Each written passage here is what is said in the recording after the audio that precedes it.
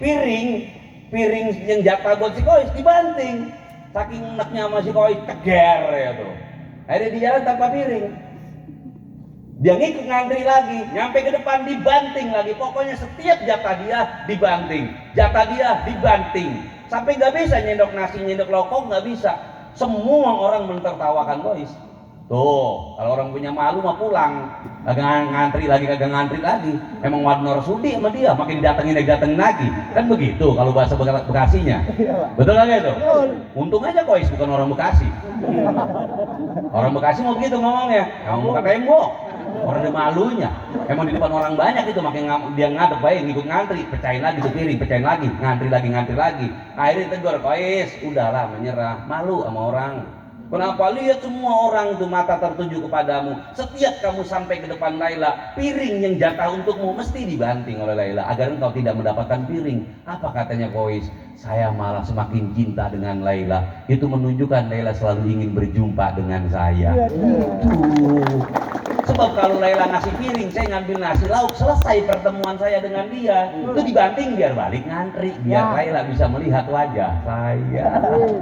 Orang punya cinta mau pantang menyerah, bener kagak itu? Orang baru nembak sekali ditolak udah pulang, nangis, bikin status, cemen, cerek gitu. Betul kagak itu? Aku lagi nyari mantra mah. Puasa, akhirnya puasa. Walau puasa, mau ditolak. Lu gemuknya ditolak apalagi kurus. Betul kagak itu? Ayo perjuangkan. Sama kayak kita. Kalau kita punya iman yang besar kepada Allah, iman yang kuat kepada Allah, jika kamu berdoa tidak ada pengabulan, Allah ingin terus berjumpa denganmu. Allah ingin terus melihat rengekan dan tangisanmu. Betul? Betul apa enggak? Bukan Allah tidak berkehendak mengabulkan doa kita, bukan Allah benci kepada kita, bukan Allah tidak kuasa mengabulkan doa kita. Allah Maha Bisa. Allah tidak ada kebencian di dalam dirinya, tapi dia ingin selalu berjumpa dengan kita, mendengar rengekan dan tangisan kita. Alhamdulillah. Karena orang model kayak kita, doa dikabul hilang.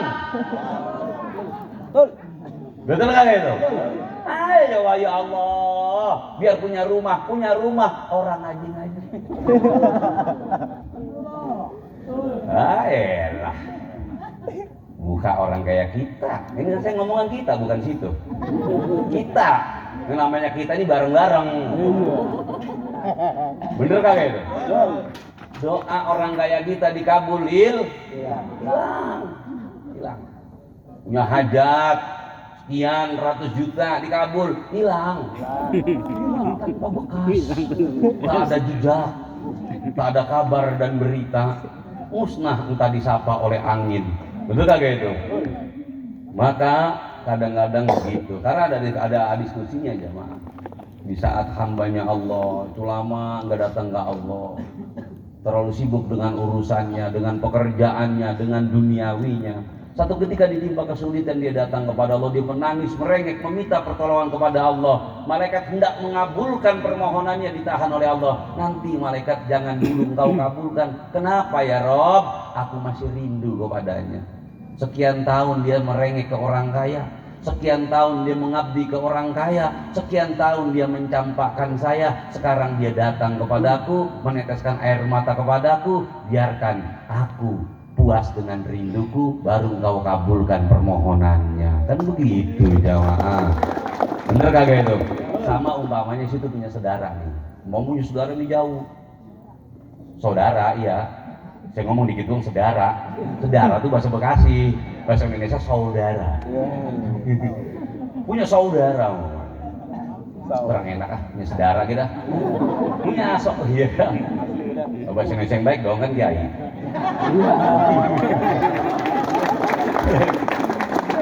Punya saudara, umpama 20 tahun nggak ketemu, tiba-tiba dia datang main ke rumahmu. Seneng apa enggak? Seneng kan? Masa dia datang minjem duit langsung pulang kan kagak? Biasanya kita tahan dulu, ntar dulu apa, nginep dulu sehari 2 hari mah. Bener gak itu? Kangen saya. Udah 20 tahun gak ada kabarnya, gimana kabar kamu, gimana anak istri kamu, gimana, udah nginep dulu semalaman dah. Semalaman diajak ngobrol aja, bener kayak itu. Orang tidurnya gak boleh, udah ngobrol dulu. Nah, kangen kan begitu, orang kangen itu. Setelah ngobrol udah istirahat dah, besok baru udah. Emang ada perlu apa? Ini mau minjem duit, ya udah dikasih. Bener gak itu? Dikasih, kenapa? Yang penting terobati rindunya dulu. Begitu juga kita kepada Allah. Barangkali kita terlalu lama itu loh, tidak menghadap kepada Allah. Terlalu lama yang kita andelin usaha kita, pekerjaan kita, gaji kita. Iya, ibadah mah ibadah, sholat mah sholat, namun rasanya tidak pernah ke Allah. Rasanya kepada usahanya, rasanya kepada gajinya, rasanya kepada kerjaannya, ikhtiarnya, perbuatannya, rasanya nggak pernah kepada Allah. Namun di saat gajimu sudah ditunda oleh Allah, pekerjaanmu dibangkrutkan oleh Allah, betul? Kesulitan didatangkan oleh Allah, baru benar-benar engkau merasa tidak berdaya apa-apa, tidak bisa apa-apa, kamu merasa hanya Allah saja yang bisa menolong kamu. Betul nggak seperti itu? Itu baru rasanya ke Allah. Kemarin nggak ke Allah rasanya. Kedagangan kita, kekerjaan kita, ke gaji kita. Kalau gaji makanya nggak kita, dah saya kan nggak ada gajinya. Bener nggak itu? Ke gajinya, ke usahanya. Kan saya mah kerjanya di rumah makan. Sama yang belakang, kerjanya pada di rumah makan. Alhamdulillah, mending masih punya kerjaan daripada di rumah agak makan-makan, kan kasihan mati. Jadi kiai mati. Jadi begitu. Ya, rasa kita yang nggak pernah nyambung kepada Allah, rasa kita yang nggak pernah nyampe kepada Allah, mudah-mudahan rasanya disambungkan dengan rasa guru besar kita Abah Kiai Haji Junaidi Al-Baghdadi, karena beliau rasanya tuh nyambung kepada Allah. Rasa tuh bagus, rasa jamaah ini kadang-kadang lari kocar-kacir kemana-mana, nggak nuju ke Allah. Bener kagak itu? Jujur aja, jangan pakai sok khusyuk. Rasa saya nyambung ke Allah. Oh.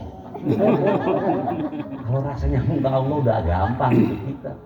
Rasa kita ini masih terombang-ambing, ya. Nanti ngalor, nanti ngidul, nanti ngetan, nanti ngulon. Kamu ada tahu? Makanya menyambungkan ruh, menyambungkan rasa itu penting. Biar orang yang punya rasanya tuh lurus hanya kepada Allah saja. Kalau kita kan gini, umpama kita kerja, pasti rasa kita kegaji jamaah. Apalagi tanggal 5, kencang betul rasa itu. Bener gak itu? Ini gaji nih, yang dagang pasti rasanya keuntung. Nggak bakal ke Allah. Nggak bakal situ dagang dapat untung merasa dari Allah tuh jarang. Itu ngerasa dari dagangan. Betul kagak gitu?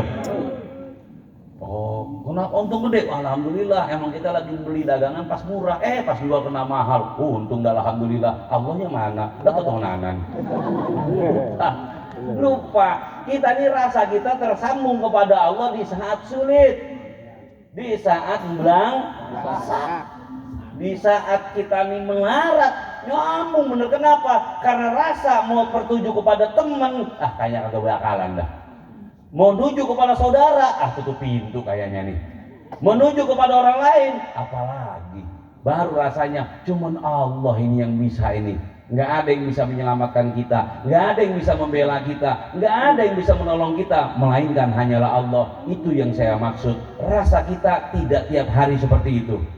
Meskipun kita kerja, meskipun kita dagang, meskipun kita bisnis, rasa kita nggak nyambung ke Allah. Terkadang nyambung kepada apa yang kita kerjakan, apa yang kita lakukan. Kita tidak pernah sadar bahwasanya rizki itu dari Allah, keuntungan usaha dari Allah, gaji itu dari Allah. Kita tidak merasakan itu. Jujur? Betul? Betul apa enggak? Kita nggak merasakan itu. Yuk, perlahan-lahan mulai sekarang rasakanlah gaji yang kamu dapatkan dari hasil kerjamu itu dari Allah. Untung yang kamu dapatkan dari usahamu itu rizki dari Allah. Semua dari Allah, tidak dari siapa-siapa.